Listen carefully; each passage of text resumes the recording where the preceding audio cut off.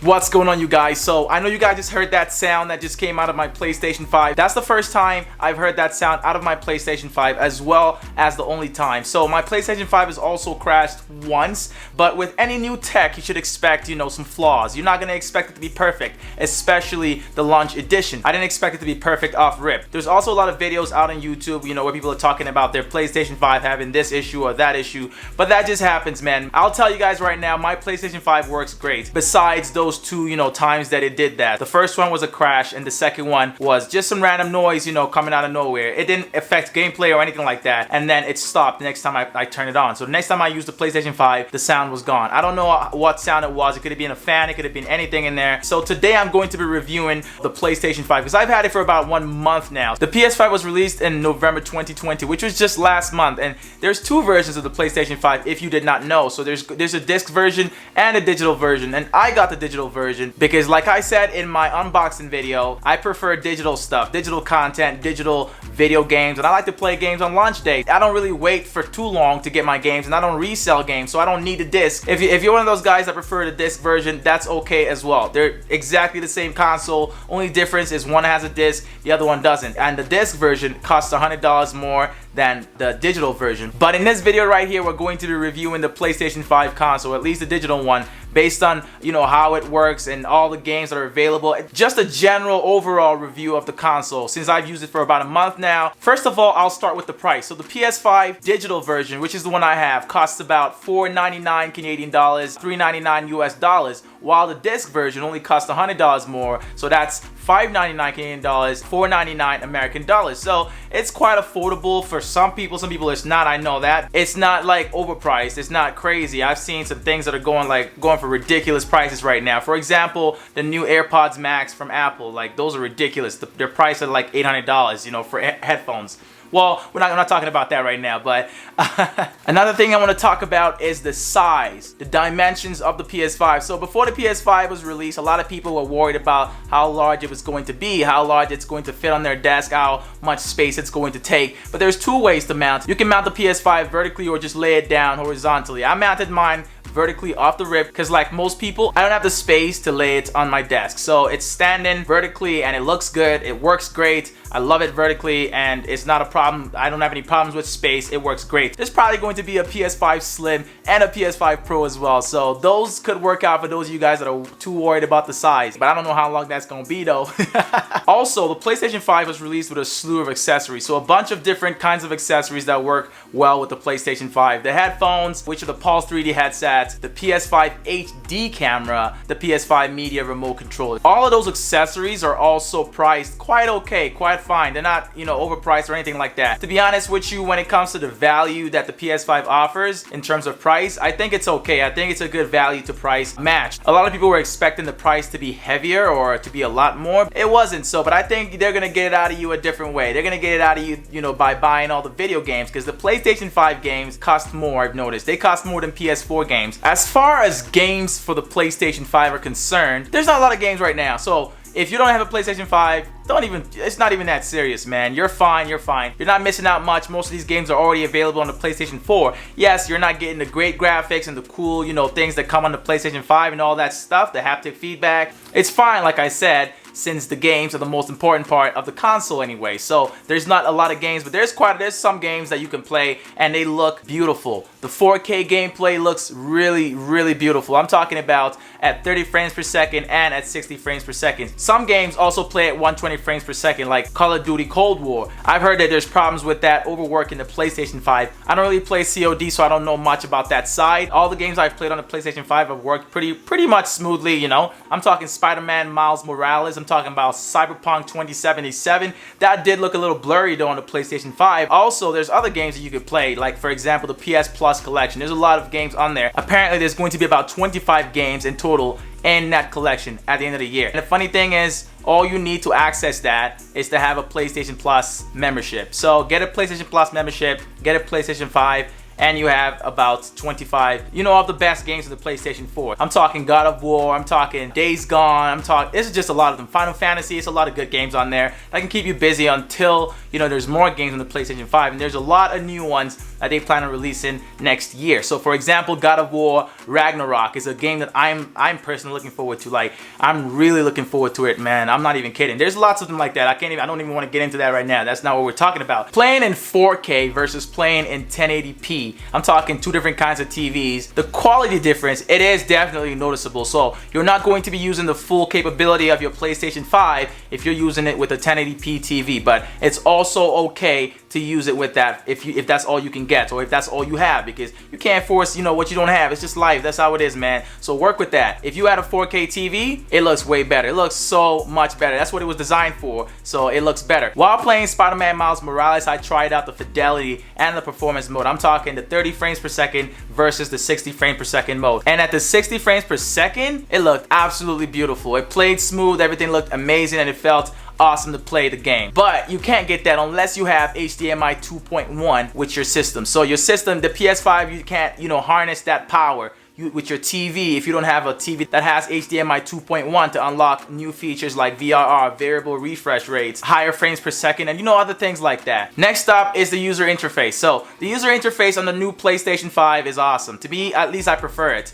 There's two sections. There's a media section from which you can access things like Netflix and, you know, Disney Plus, whatever streaming apps you're subscribed to. And then there's another tab that allows you to access all your games and the PlayStation Plus store, everything, you know, all that good stuff, which is just, you know, it separates it. It makes it look good. And then there's like things that allow you to jump directly into, you know, a mission or a task that you're currently completing within any game. So you can have multiple games open as well. I don't remember if that was possible on the old PlayStation 4, but on mine, I don't think it was. To be honest, I feel like every time I open another application, the old one had to close. And the biggest thing, the biggest improvement about the PlayStation 5, I'll tell you guys right now, is the speed. The SSD, the solid state drive that was installed inside the new PlayStation 5 is what's making it super fast. So it's super fast. There's no load times, at least not on PlayStation 5 games, or even on PlayStation 4 games that have been optimized for the PlayStation 5. Their load times is just, it's not that much. It's minuscule now. It's smaller. The storage is also not that much. So we don't have a lot of space on the PlayStation 5 to store PS5 games. Like I said earlier, there's also not a lot of PS5 games to even store in the first place. So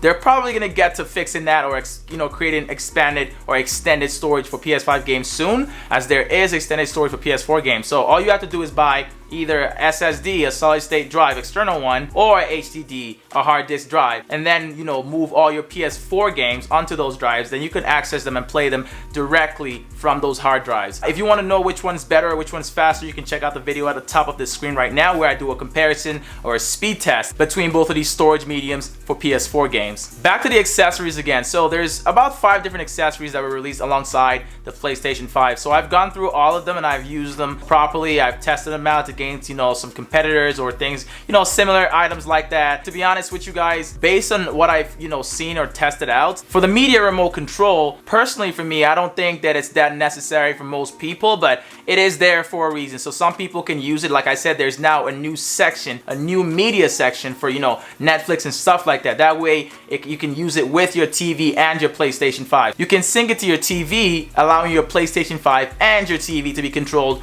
using the same media remote controller. Another thing is the DualSense wireless controller. So that is probably the best thing that was added to the PlayStation 5. So I love and enjoy playing with that controller. The haptic feedback is tremendous. The adaptive triggers, oh my god, I love those things. When they're actually working, well, there's not a lot of games, like I said, that utilize that function yet, because these are mostly more for PS5 games than PS4 games. Another thing that you might want to get is the DualSense charging dock. This one is really good if you like the aesthetic. You want to get the complete set, as well as also if you have multiple controllers. Like, if you have multiple controllers, just get that thing, man. It's like the best thing you can have. You know, reduce all that clutter and all those wires all over the place. Just set the controller on there and it works perfectly with the PlayStation 5 controllers. They just sit right in there. Next up is the Pulse 3D headset. So when I first did my unboxing, I was really excited for the Pulse 3D headset and the 3D Tempest audio. So I used it for a bit, enjoyed it, loved it, no doubt. It's a great headset, but I decided to try something else out. So I've been hearing quite a few things about the Arctis 7P from SteelSeries, and I decided to, you know,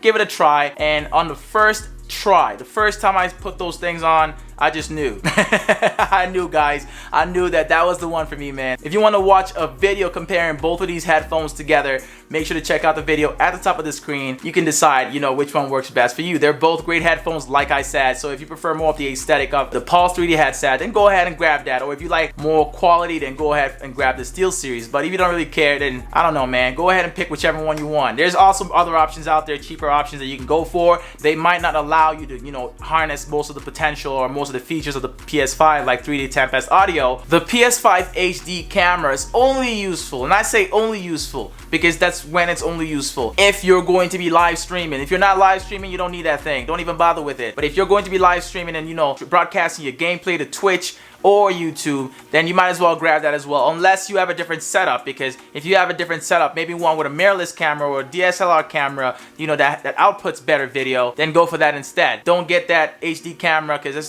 the least of the things you want to get. Trust me on that. You don't need it. If you want to get it, go ahead and grab it just to complete the set or to live stream, like I said, directly from the console. The next thing I'll talk about is remote play. So remote play basically allows you to control your PS5, you know, play games off of it, do different things off of it remotely. So this means from anywhere. The idea of it is basically being able to access something from far. So that's the idea of remote play, and that's what that is. So it's not really that stable, at least in my opinion. I've tried it out, but I probably wouldn't be using it like ever, to be honest with you, because I don't really need to use that. I'd rather just play off the, you know, PS5 system itself. You can remote play to your phone. You can remote play to your computer. You can also remote play to the PlayStation 4. So you can, your old PlayStation 4, you can repurpose it, place it in a different room, and then just remote play your PS5 and all the games on it directly on your PS4. I think that's a cool feature if, you know, you're going to be using it. Okay, so it all comes down to if I'm satisfied with my purchase or if you're satisfied. Will you be buying a PlayStation 5? I'd like to know down in the comment section what you think about it. If you think that there's any issues that, you know, might be a reason why you wouldn't go for it anymore, or if you still intend on getting it, because I'm in love with my PlayStation 5 console. I'm not gonna lie to you guys. I just hope it doesn't come up with some new problems, because like I said, with new tech, you should kind of expect these kinds of things to happen. But there's warranty on these, so I'm not worried about not being able to get my money back or get a replacement or something like that. So these things are protected. It's solid, it's standing tall right now, and I've played games on it, and I love, like I said, that the loading times are absolutely gone. That was probably the worst thing on the old PS4. I'm telling y'all right now, I hated loading times. I can't even do it no more, man. After this, I couldn't even turn on my PlayStation 4. PS4 games and the PS5 still have loading time, so well, it's still kind of there, but it's not really that serious, you know what I'm saying? I hope most of you guys enjoyed this video, and I hope that you can get your hands on a PS5 if you're looking to get your hands on one anytime soon. We can only hope to get some more consoles in the market during the first part of next year. If you enjoyed this video, make sure to give it a thumbs up, subscribe if you're new to my channel. If you enjoyed this video and want to see some more like it, make sure to check out the video on the screen right now, and I'm gonna catch you guys in my next video. It's Midas, and I'm out, y'all.